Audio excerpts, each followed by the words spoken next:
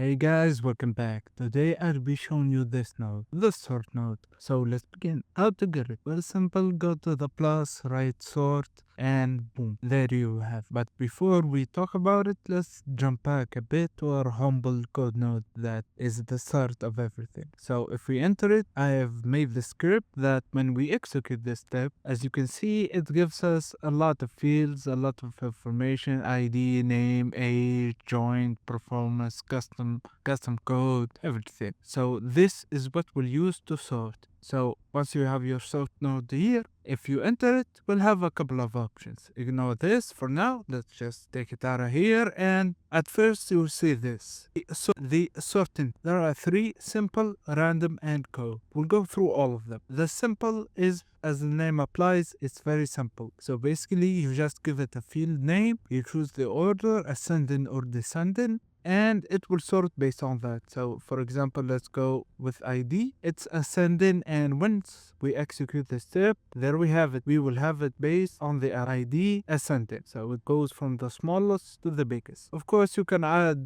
different fields, but we don't need this for now. The next thing that you might see is this: add field, and it will give you this option: disable dot notion. What does this mean? Well, it's simple. If we delete this, and for example, we take score, which is under performance. If we take it here, as you can see, it's performance dot score. If it's disabled and we execute the step, it will sort by that. But if we disable it and we execute, as we see, it does not work. So that's it for the simple. The random, we don't have to do anything, just the name applies, it's random. So you can do this whatever you want, and it's completely random. And finally, we got the code. The code is very simple. You just give your custom code instead of choosing from those options. So I made this code. It split a 200 into parts and sorts by the number only, 200 versus 500. So if we execute it, as we can see, we got this. Well,